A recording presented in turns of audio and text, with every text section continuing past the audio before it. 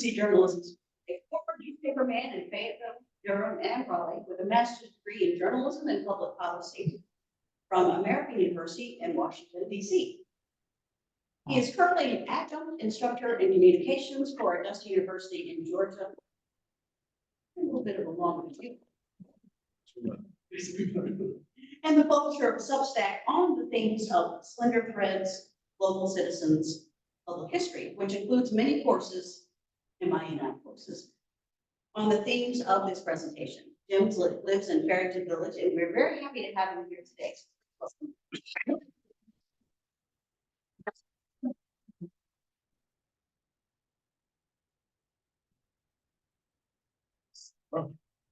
Well, glad to be here today. Let's make sure this is working.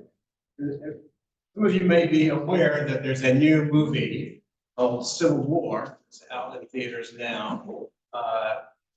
Recommended to watch it in IMAX. It's terrifying. And and I have not seen the movie, but there's a trailer that shows this guy menacingly apprehending persons who assert that they are Americans, and his question is, well, what kind of American are you? So that's a question that we seem to be asking these days. What kind of an American am I, and what kind of an American are you? Almost like when you come to the country, you've got to take a side, one side or the other. And have we lost what we have in common as Americans? We're not thinking about the things. So this film is the latest movie by British director and writer Alex Garland. And it will probably be on streaming platforms before the end of the year. I think he wants people to think about the election. So if you don't want to go to the movie theater, you can stream it later in the year. So it imagines what will happen if the U.S. continues on a path of toxic division and demonizing those who disagree with. So I'm thinking about inviting some friends who I disagree with politically to go watch this movie and see if we can create a dialogue.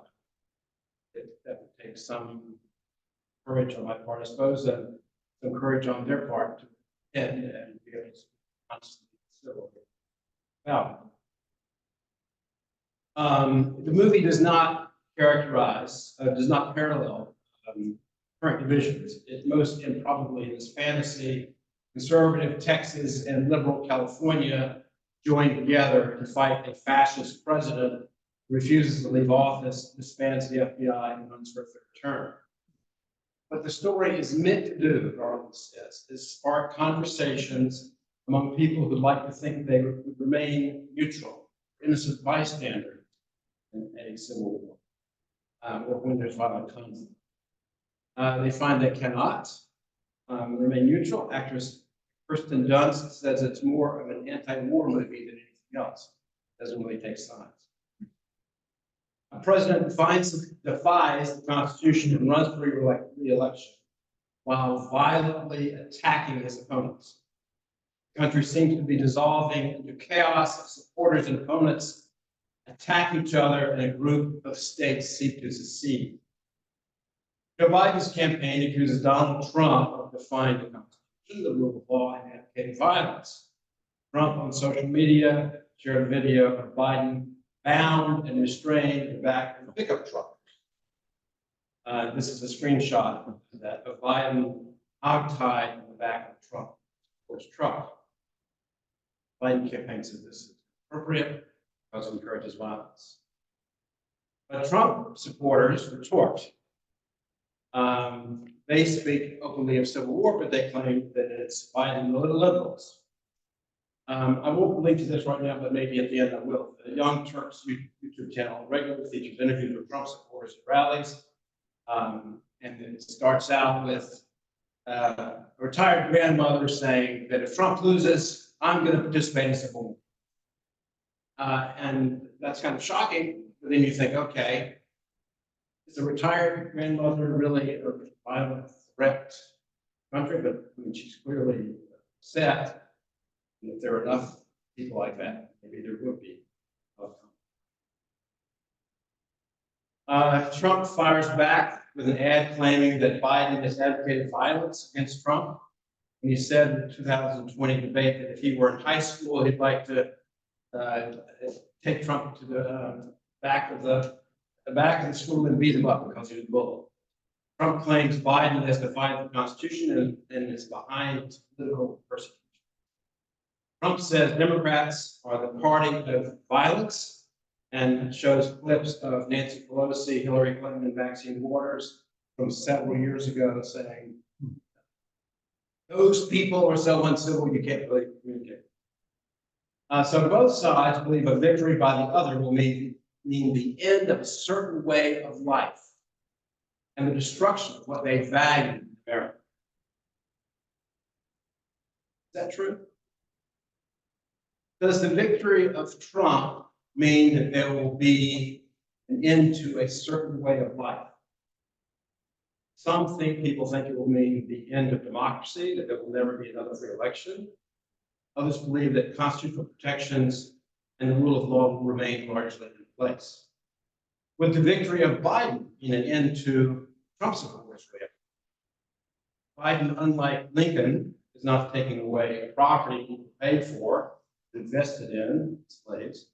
It's not that people can't continue to conduct business if he wins.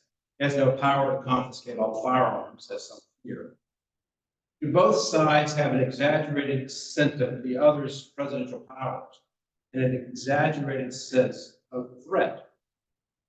Certainly, secession by most states is out of the question, since they generally receive far more federal dollars than they return to the Treasury.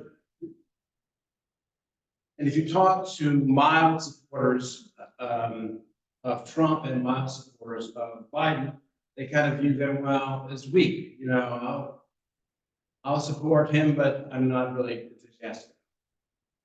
So I'm not going to read this full quote, but the Wall Street Journal, for example, which seems to be kind of mildly in favor of Trump, it often criticizes him, often says he's over the top, often says he's the worst enemy. So, but violent scenarios are very easy to imagine. If one political party does not accept the results of the 2024 election as legitimate, and it seems that that's quite possible, they won't. Donald Trump has already declared that if he doesn't win this year, it will be because the election is stolen or fraudulent.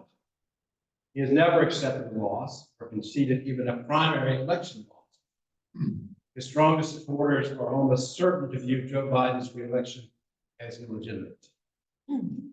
Democrats are likely to be outraged if, for the third time since year 2000, they win the popular vote but lose the presidency in the Electoral College.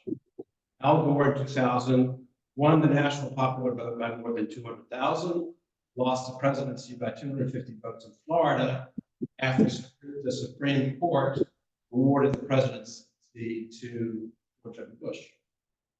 In 2016, Hillary Clinton won the national popular vote by 3 million, lost the Electoral College by 80,000 votes in 3 states. And in 2020, Biden won the election by nearly 7 million votes, but only about 80,000 votes in 3 states, so close in the electoral sense. If this happens again in 2024, many Democrats will view Donald Trump's election as illegitimate, probably. And here are some things to think about the Electoral College bias. Joe Biden must win the popular vote by at least 3% nationally to ensure an Electoral College victory. Donald Trump can lose the popular vote by as much as 3% and still win the presidency. The next president must win 4 of 7 swing states: Pennsylvania, Michigan, Wisconsin, Nevada, Arizona, Georgia, and North Carolina. Biden won all of these states, but North Carolina in 2020 only won the Electoral College by 80,000 votes. Trump is ahead, and Biden is currently significantly behind in Michigan, North Carolina, Georgia, Arizona, and Nevada. Biden is slightly ahead in Pennsylvania and Wisconsin, according to aggregating polling from 538.com. Democrats win the popular vote but lose in the electoral college. By 2028, blue states might be ready to secede because they'll figure that the elections are just fixed. Abraham Lincoln, in his second inaugural address in March of 1865, said, both parties deprecated war, but one of them would make war rather than let the nation survive, and the other would accept war rather than let it perish. And the war came. Does this also characterize Republicans and Democrats in 2024? But then how do you define civil war? Harvard political scientist Jay Ofelder, he studies civil wars. He was a research director of the Political Instability Task Force, a U.S. government-funded program that helps policymakers understand, anticipate political crises around the world. In academic work, he says, civil war is generally defined as a violent conflict between two organized armed groups within a country that kills at least 1,000 people. Civil wars seldom erupt in wealthy countries and wealthy, ostensible democracies. He doesn't foresee that the U.S. shall soon have hundreds of people shooting each other on a routine basis. That doesn't mean dysfunction, tribal hatred, and irregular violence will be normalized if Americans do not take specific steps to stop it. It seems clear that Donald Trump views violence as a leverage in court cases. He sees the threat of mass protests, even possibly even violent protests by his supporters, as leverage against imprisonment if he is convicted of felonious crimes. He calls his supporters who were jailed, and the nearly 1,000 who have been convicted of crimes, hostages and political prisoners who he will pardon if he is reelected. And if he is reelected, he's almost certain to try to pardon himself for federal crimes defined within the law. He's also likely to strike a deal with his vice president if convicted of a crime after the 2000 election to pardon him if he is forced to resign. A number of retired generals and national security people experts have been warning that we're not prepared for what's likely to happen after the election close to next January 6th. I won't go into details. There's a documentary called 6 Hours to Save Democracy, called War Game. And it premiered at the Sundance Film Festival in January. It brought together former government officials to role play and respond to the threat of another insurrection in 2025. A faction of the military backs the defeated right-wing candidate. There's a 14-minute explanation on YouTube, so there's a hope for a theatrical release of this documentary and discussion at universities. So the co-creators of this say that a message of the film is that there's something more important than who wins or loses the next election, that our democracy is served. So a number of experts are saying we must prepare for post-election violence. Then this question about incitement. Trump uses Hitlerian language to purposely divide the nation, to condemn his opponents as vermin, and to describe illegal aliens as poisoning the blood of the nation. If he wins, he has pledged to deport all 11 million undocumented immigrants.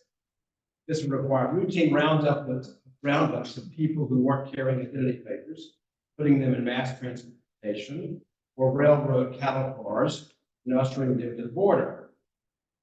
If he actually, he speaks hyperbole, so maybe he's not serious about it. In the 1930s, when mass deportation of about 1 million undocumented immigrants occurred in the U.S. during Herbert Hoover's administration, half of those deported were actually citizens. So what happens when demonstrators seek to block these deportations or engage in mass strikes to prevent them? Trump order the National Guard, or could he order the National Guard, shoot to kill? He plans to fire 50,000 civil servants. That's detailed in Project 2025 about the heritage. So what happens when that, and I'm sure the response will be, well, he doesn't have the authority to do that. Will they refuse to leave their jobs? Will, officials come in and force them to leave their jobs? Will there be class action suits? We don't know how that's going to turn out. A years-long court battle ensued, and the government can be paralyzed in chaos and lose its sense of institutional memory. So the only way to recognize the problem that we have is to see these developments and what can we do about it? Well, first recognize that what divides us. It's not just Trump versus Biden. It's issues like abortion. Opponents of abortion have long said it's the modern equivalent of slavery. Those who favor abortion rights think the Supreme Court Dobbs decision taking away a national constitutional right is morally equivalent to the 1854 Kansas-Nebraska Act, which made human enslavement of the world land was a central cause of the Civil War. But state-based referenda seem to be slowly ameliorating this conflict. So abortion opponents seem to be accepting the results of state referenda where voters choose to keep abortion legal. And it seems like even in conservative states, you have the voters are choosing a choice rather than rigid pro-life position if you actually get it on the ballot. So I'm hopeful that it's possible that the abortion issue can actually end as a divisive issue in this country. We just start to have a lot of referendum on the state level. And based on what's happened so far, those referendum are showing clearly that people favor choice and it's accepted. So that'll happen. We have all these mass shootings and racial tensions. But maybe we could get to the point where we might agree on some consensus positions on preventing this violence. It's not just gun control, which you use those words upsets some people, but it starts at the very ground level in schools where you have a lot of investment in mental health. There has been recently more funding for mental health. When I taught school, I noticed that I was junior high school, but middle school, and I had several students who I thought, and the other students called them shooters.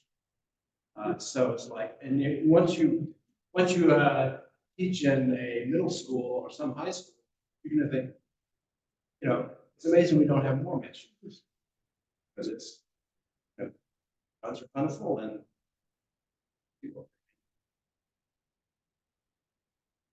So another issue is immigration. Source of serious conflict.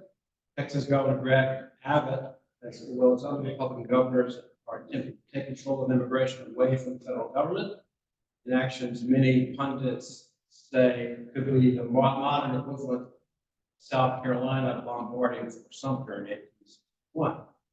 The courts have ruled that they, in a very limited sense, they don't have the state's authority to do this. It's been a very gentle little nudge. It hasn't been an actual statement to states stay out of immigration issues. So they haven't done that. But as a result, you had Texas Abbott ordered state authorities to arrest migrants at the border. He ordered the Texas National Guard to block the U.S. Border Patrol's access to migrants, physically preventing federal officials from performing the duties assigned to them by Congress and the president. As a result, a woman and two children drowned in the Rio Grande near Shelton Park, 47-acre public park in Texas. And so, but Congress might agree on immigration reform. There was a proposal that was put together by a conservative senator from Oklahoma. Biden said he would sign it. Trump said he wanted to use immigration as an issue, so he told Republicans not to vote for it, so it stopped. maybe they'll actually find. It seems like there's a potential consensus position. So, but there are long-term problems in our country. In the conditions where you had high unemployment, amid environmental disasters, related to climate change, severe cultural divisions, and a dysfunctional, unrepresentative government that cannot adequately respond to the challenges of the country, that might cause more public conflict. And then we have to look at this historically. First Civil War really hasn't fully ended. If you read what a number of historians have said, America is still divided largely along the lines of the Civil War. One party remains rooted in the Confederacy, the other draws its energy from the diverse voters in northern and coastal states. Critics of federal power continue to resist protecting voting rights, women's rights, and educational access, while progressive proponents endorse national voting, health, and education standards. White supremacy pervades these divisions. Color of one's skin remains one of the best predictors of which side you're on. That's according to Jeremy Siri, who's a historian at the University of Texas. The lost cause mythology still dominates some of the South states, especially South Carolina. Friday, January 19th is the birthday of Lieutenant General Robert E. Lee. Florida, Mississippi, Alabama, Tennessee, and Texas still honored his birthday. And two, Alabama and Mississippi observe it the same day as Martin Luther King's holiday. Florida still has 3 Confederate holidays in the books. Even in North Carolina, which is 30 miles from here, in Alamance County, in Graham, Confederate monuments still stand. Might call Burlington and Graham, North Carolina, one of the ground zeros of a potential conflict. PBS NewsHour this week just did a 12-minute documentary on Alamance County and how they are trying to bring each other together in small groups to talk about these things rather than explode into conflict. I think that's a small step, but maybe that's all we can do, take small steps. You know, and then you can look at it from a global perspective, and we've seen the decline of democracies around the world. 21st century has been quite good for capitalism, but quite bad for democracy. Freedom House has declared in several disturbing reports that democracy is under siege. Journalist Artie Berman has a new book out on how minority rule is undermining the will of the majority of the U.S. how to fight to resist it. And then many of us live in neighborhoods that are kind of echo chambers. This was not true in my parents' generation, where my neighbors had very diverse, but you know, sad to say, I've never lived in a very nice neighborhood, but essentially it's mostly white neighbors. So if I want to talk to people who I disagree with, I can't get it at the dog park. But other than that, I really have to reach out to people to try to talk to somebody that I actually disagree with. So there's a disturbing trend of the neo-Confederate movement online, at least, which Trump is certainly courting. There appear to be hundreds of Confederate groups on Facebook. They were mainly organized to protest the taking down of Confederate monuments. But if you actually go and look at some of them, you see these really antediluvian kind of points of view, and you think the Civil War really is not in it. And then some progressive journalists have investigated this. Ed Kilgore in New York Magazine did a piece on the neo-Confederate movement. He said, the South is no longer simply a region. A certain version of it has become an identity shared among white, rural, conservative Americans from coast to coast. I have a friend who lives in upstate New York. He says there are Confederate flags in upstate New York. Wow. And I said, what? Okay. My son lives in Charleston, so I get down there really frequently. And Charleston, I think, is a place where it's actually a very progressive city, but it's now, but it's surrounded by regressive forces. So that congressional seat down there is going to be one of the swing ones in this fall's election. We also go to Columbia. We have friends, and there's a bookstore there called Shotwell Publishing, which produces Southern books, no apologies. We love the South, history, traditions, and culture, and are proud of our inheritance as Southerners. Our books are a reflection of this love. It produces books that criticize the Republican Party from the right. One book is called Lincoln, the Non-Christian President, Exposing the Myth. Oh my God. Lincoln marks the GOP. Then there's one called Union Terror, debunking the false justification for Union terror against Southern civilians in the American Civil War. Attack on General Sherman, who caused so much suffering in the Civil War. So you might say that this bookstore and the related blog were created as a reaction. They acknowledged that it was, in part, a reaction to the rabid anti-Southern hysteria that began sweeping the country during the buildup to an aftermath of the removal of the Confederate battlefield from the grounds of the South Carolina State Capitol in 2015. How horrible it was that the Confederate battlefield was removed by that traitor, Nikki Haley, in 2015. And there's a local link to this because the publisher of Shotwell is a guy named Clyde Wilson, 83 now. He has strong academic skills.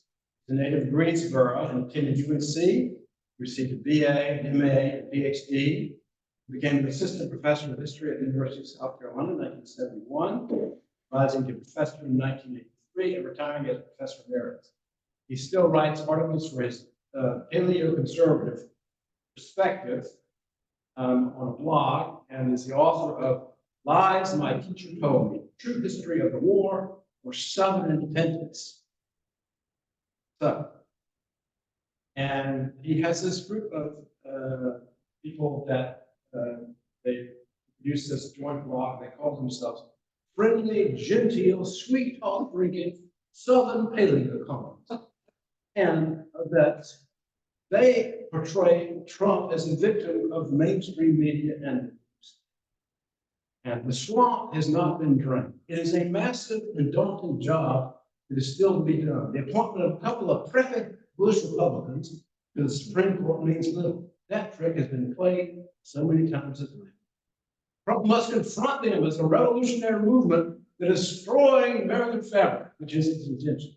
Now, you may think that's really way out there. But the Heritage Foundation said essentially that's exactly what they plan. They have this blueprint for the elimination of the deep state by firing 50,000 federal employees. Okay. There's another neo-Confederate by the name of Karen Lovett, who says that the U.S. Civil War has been simmering since Trump's election in 2016. The remains of a country already collapsed. Goes on to detail this dystopian nightmare. This first level of America's Civil War is lots of violent crime, which these groups tend to exaggerate. What's coming will be a free-for-all without end. It will make Big Floyd's 2020 Summer of Love look pleasant and tame by comparison. Second level of America's Civil War is organized terrorism, led by Mexican cartels and foreign illegals. The third level of the U.S. Civil War will be full-scale state warfare. Fourth level is nuclear war and foreign occupation. And these guys are hysterical off the wall, and they're being embraced by. So I might call them retro crackpots, but they're part of this significant movement. They fit into the larger group of Christian nationalists.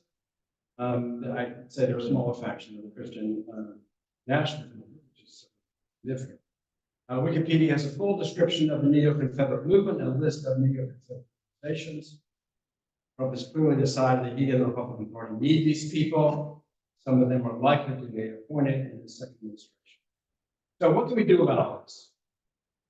Well, first, we can step out of our echo chambers and try to strike up conversations to those we are likely to disagree with. Actively listen and don't condemn them with harsh judgments, at least to their faces. There's a group called Braver Angels, nationally, and it's also very active in North Carolina. Give you more details on that. They meet at least monthly, where they take Democrats, Republicans, Independents, they put them together in a room and they find common ground. I participated in some of these, and on the issues of public schools, and teaching of critical race theory and all these radical ideas, we actually found that we came to a very common agreement. I mean, most people can be reasonable in a dialogue, and after 2 hours of conversations, we found out what do we disagree with. So that really happened. There's another group called the Common Ground. It has these monthly meetings where you have dinner together. They call first. They said, "Come join us in dinner and a fight." They don't say. They changed out, broke out the word fight, called it a dialogue. Okay. Like someone you disagree with politically, attend something like the Civil War movie or the war game documentary and discuss. I subscribe, and then try to read opinions that challenge you find disagree with. I subscribe to the Wall Street Journal and read their editorial pages, which I rarely agree with, but I find that they make arguments much better than Fox News, which seems to it's just interested in rage and getting people to react. At least the Wall Street Journal does try to make rational, and so I respect their intelligence and the ability to build these arguments. So, for further information and discussion, I interviewed 2 Civil War historians on how current events are likely to run up to the Civil War in the 1850s, at least in terms of how newspapers cover it. Dr. David Buie and Dr. Greg Bouchard are authors of a new book on journalism in the Civil Era. You can watch the interview on my Substack. The headline is "Hyper-Partisan Media Contributing to the Civil War." I think that's happening again today. I did a series of articles on how the Civil War resonates with contemporary American life. Also, with Substack. They would be most interested in continuing the discussion with you, either on Substack, which is jimbui.substack.com, or by email. You can reach me at jimbui2@gmail.com.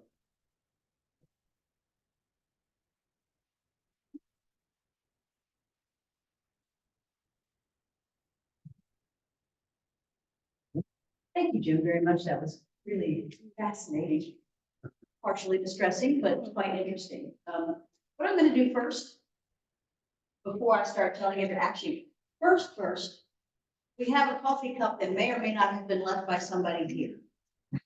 So if anybody knows anything about this, it's very nice to go up. But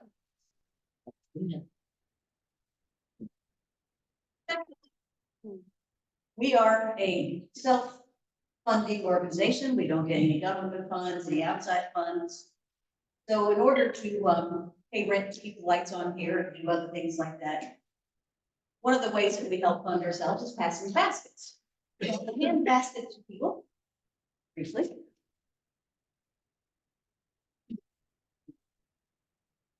And while those get passed around, I do want to remind everybody that in the interest of civil discourse, we are going to raise our hands for questions, and we might have a new owner for the coffee cup. That's good.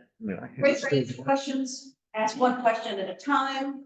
The mic will come around. You ask one question, hopefully not too long. And if you have a second question, if we get around to you in the next round, then we will work on it. So we're going to bring Jim back up. And I'm going to run around with the mic.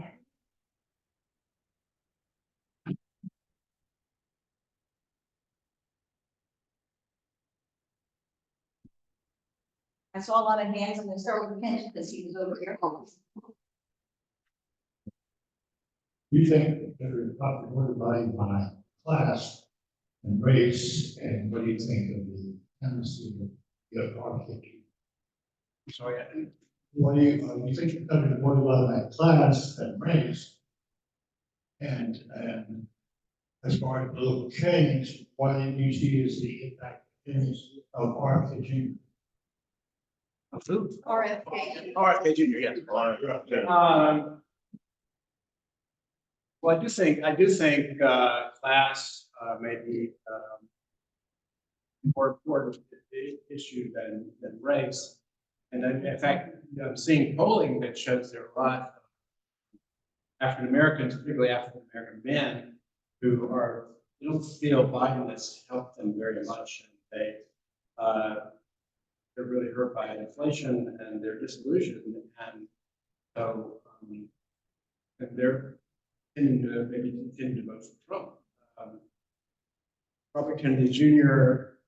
might be able to reach those people, or some of them. But I think it's more like a protest vote rather than any serious plan. Good. But the polling I've seen shows that he's pulling almost equally from Trump and Biden, at least the more recent poll. And then,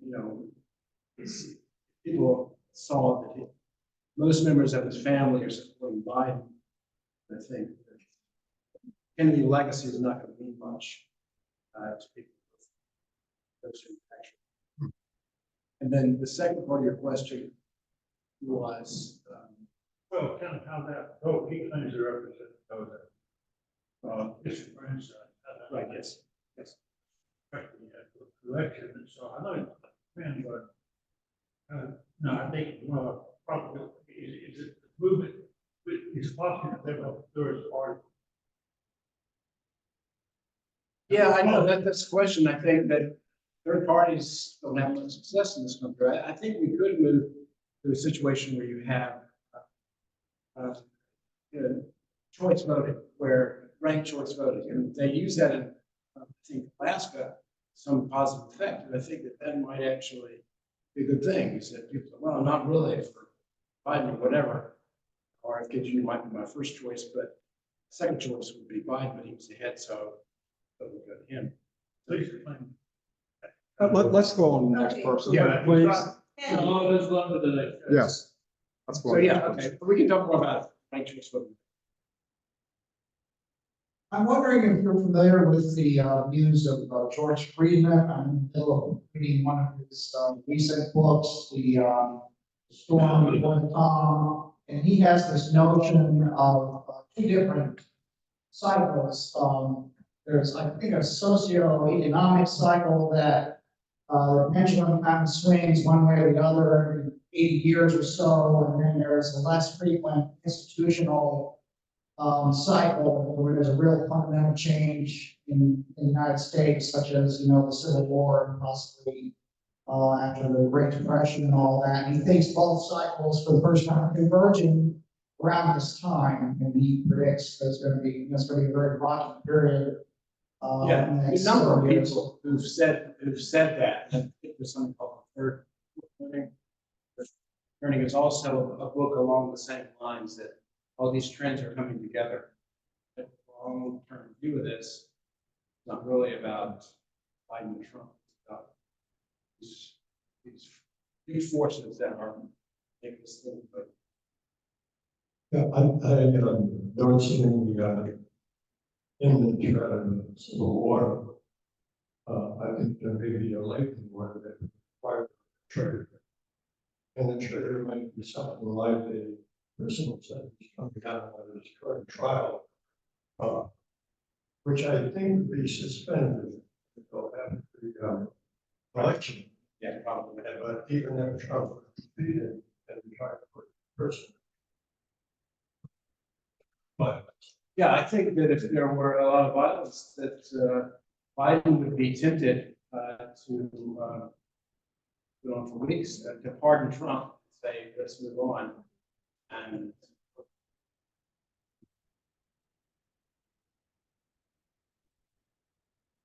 Yes. Okay, my question is, an aspect I seem to be missing for me is the, idea of, self-fulfilling prophecy.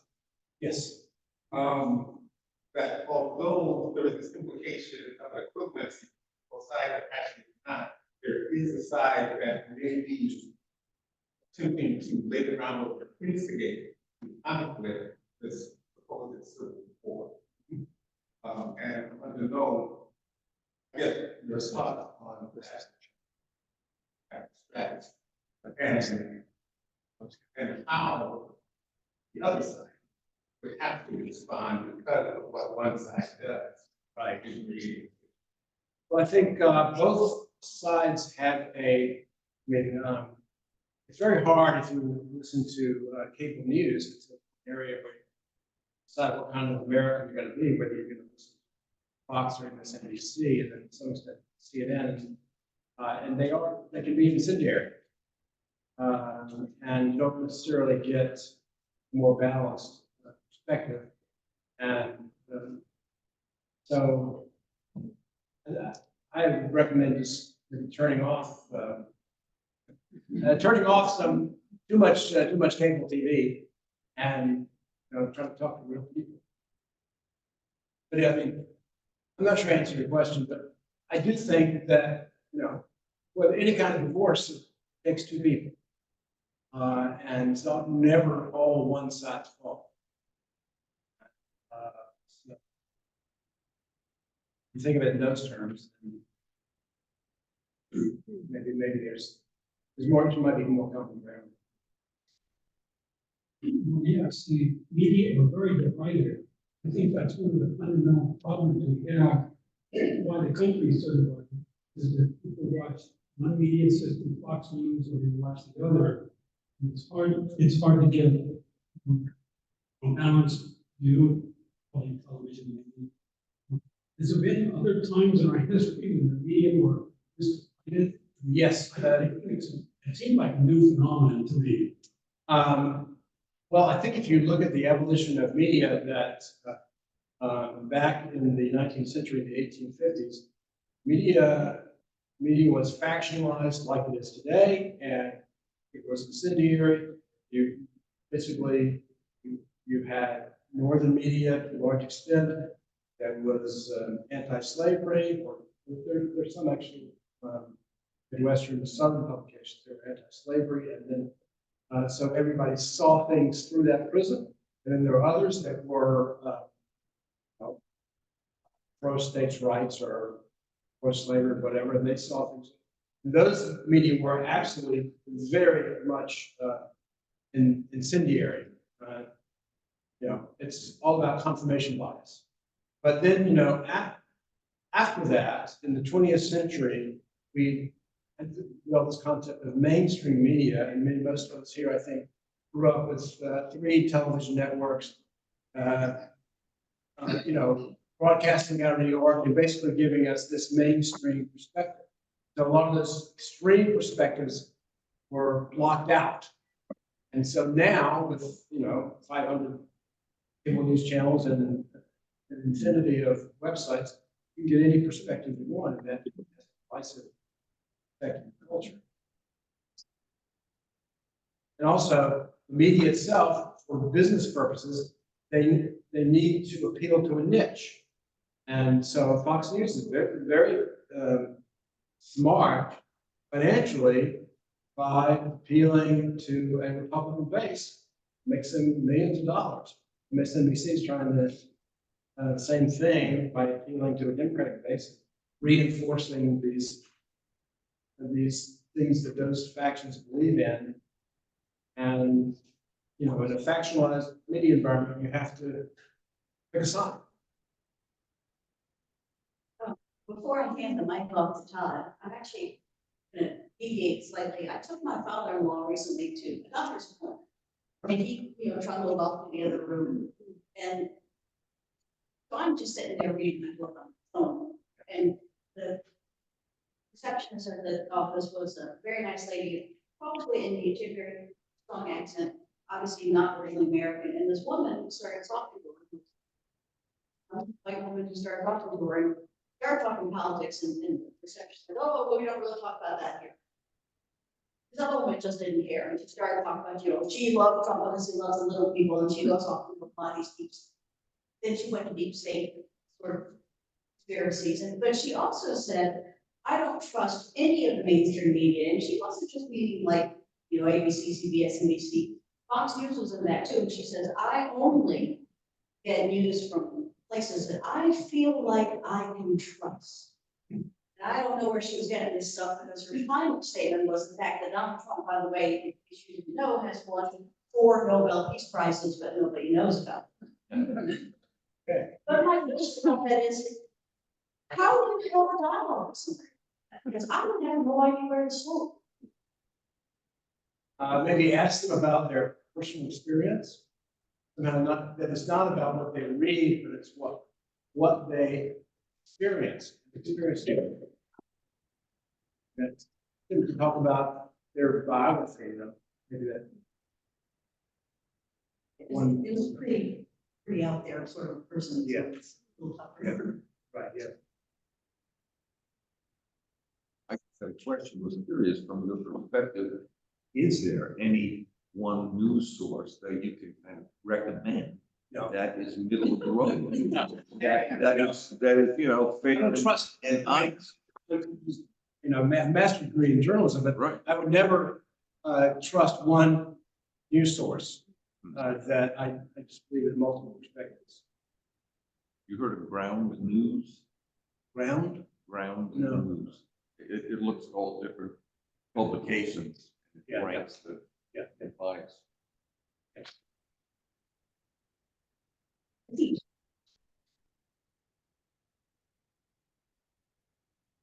Things that I've been noticing is because of the dysfunction and all the problems that are happening here.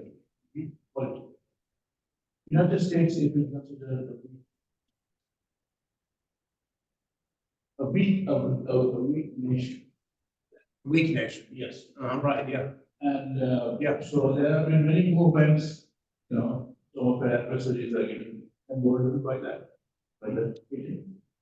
Also, the dollar is under attack. The dollar. Dollar is not. A lot of people, many countries are now forming associations where they are not trading in dollars.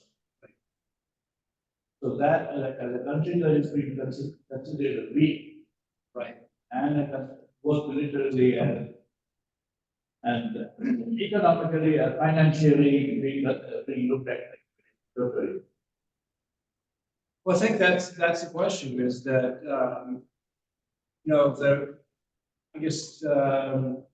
publisher of Time magazine, Henry Luce, called in the 1940s, wrote this piece called the 21st century, 20th and 21st centuries are the American century. We dominate the world. But now there's reaction to that, and they said, well, the 100 years did not last. We haven't gotten to the 2040s yet, and it seems like American dominance is basically ending essentially.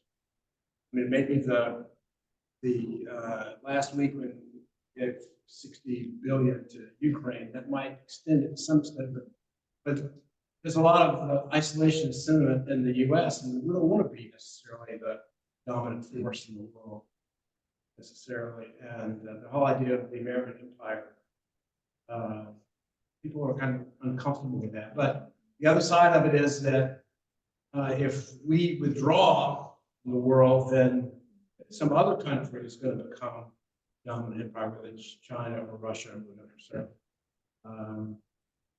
it can still affect us well that way. I think you're right. The whole idea that if America is getting weaker, and all these divisions make us certainly look weak. They don't. It doesn't. We're so divided that we can't agree on basic policy. Congress is is in chaos. That's not a model for other countries. And so democracy might be something that, well, I'd rather have a strong government, that imposes things on people rather than democracy. Possible. Hello, I'm a visitor, a friend of Linda's. Mike, I think about living in this echo chamber of Farrington Village and Galloway Ridge even, which I thought there'd be a lot more conservative people there, but I haven't run into many. But my frustration is that because I don't really know very many people who I can do that deep listening with, but I have two people, one in the summer for a golf buddy and one in the winter, a golf buddy. Okay. And so we can get into issues, but I find it difficult because they'll say something and I'll want to challenge that. But I'm a social worker too, so I'm a listener, and so if I can fight my own impulses to challenge, I can simply say, tell me more about that. Where'd you get that? How did you hear that? What's behind that? Try to explore, and gradually I find something that we really do have in common. You know, we want our kids to grow up in a place where they're this and that. We want to feel respected. We want to feel valued. We want our kids to feel valued. And it leads me to thinking that some of the people who are the MAGA people really feel that they're not valued by others. And so we got to listen to that. Why do they feel not valued, and kind of address that in some way and make policy that not we make policy, that who's ever in power needs to make policy to make people feel valued, so they don't have to feel they have to make war on those that don't really respect them. Yeah, I think that's a very good point. I think a lot of this anger that people express and they take extreme positions is because they don't feel listened to, and they're trying to get your attention, right? And so, you know, there's an epidemic of loneliness in this country, and I think that someone said that you can't talk someone into changing their point of view, but you can listen them into it. I think actually we're a little bit tight on time. Kent, what I'm going to ask you to do is maybe chat with Jim afterwards. And that was such a great line to end on. So I just want to thank you again.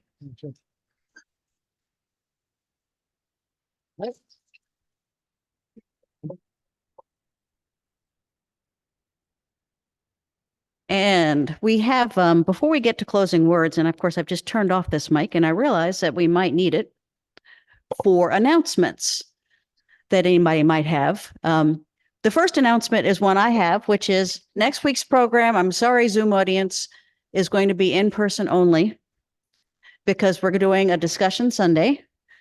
We aren't 100% sure about exactly what we're going to run with, but we will know within a day or two, and we will let you know.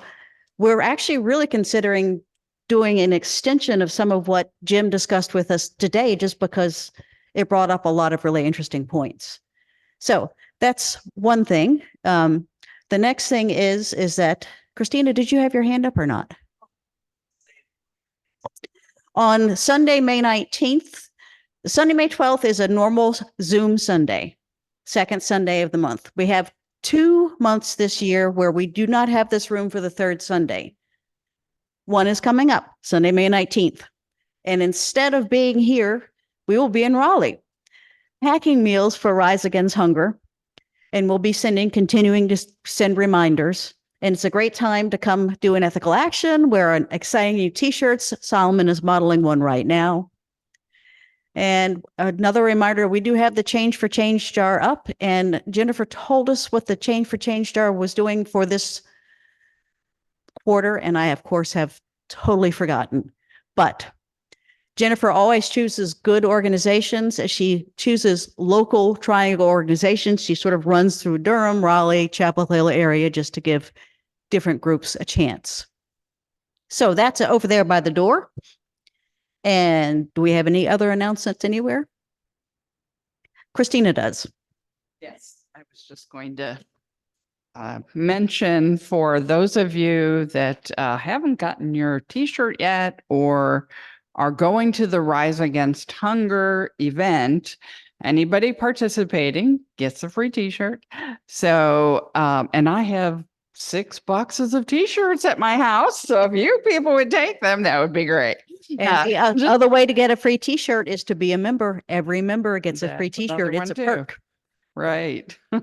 So just let me know what size and I can bring them or hopefully clean out the closet and leave some in there. And Amy has her hand raised, so I'm going to get Christina to carry the mic to her.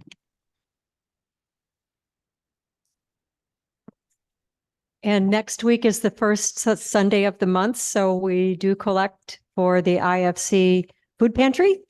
Thank you, Yes. Amy. Yes, we absolutely do. So bring various non-perishables next Sunday to Discussion Sunday.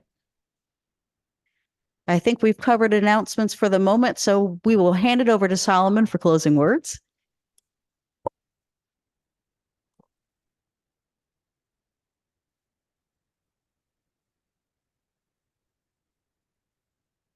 See, prepared. Now, typically, we all like to leave on a lighter tone for these things and the subject matter, but there's not a lot of pleasant discussions about civil wars. No real jokes, no lighthearted anecdotes that I could find. There is a Bugs Bunny cartoon. Southern Fried Rabbit, if you want to look that up. But yeah. So in lieu of that difficulty, I decided to go in the opposite direction. I decided to find what humans have in common, what makes us all human. Now, the first thing I discovered was that, well, we pretty much have everything in common. We don't tend to, emphasize that, but we absolutely do. So what I boiled it down to was what makes us uniquely human. And just found a few items that lay this out under 5 unusual things about human beings. First, what's unusual is language. Human language is a form of communication that is unique in the natural world.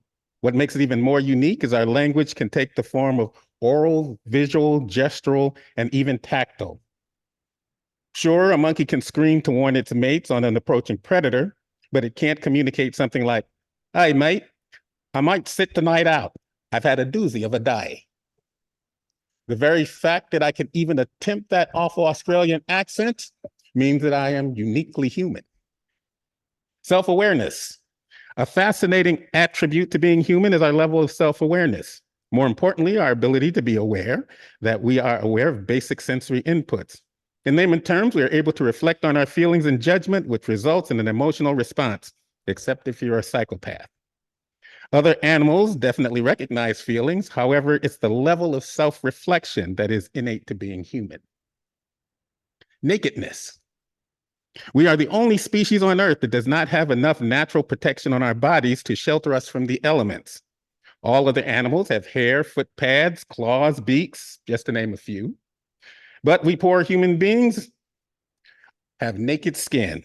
Of course, a touch of hair, but our need to wear clothes to protect us from the cold, the sun, and the wind makes us innately human. Finally, tears. Crying and producing tears from our tear ducts as an emotional response to a situation is inextricably linked to being human. Sure, some other species shed tears reflexively as a result of pain or irritation. However, humans are the only creatures whose tears can be triggered by their feelings. There's more out there if you decide to investigate it, but I found those to be the most interesting.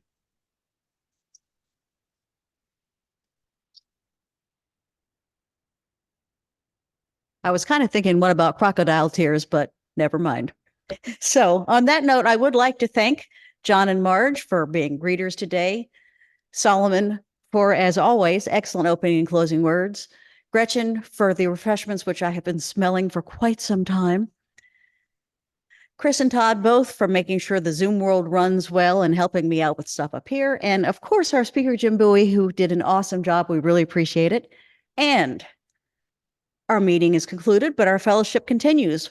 Please turn to people, warm welcomes, enjoy the food. And I know if Fred were here, our esteemed president, he would say, as a microbiologist, wash your hands before you touch the food table.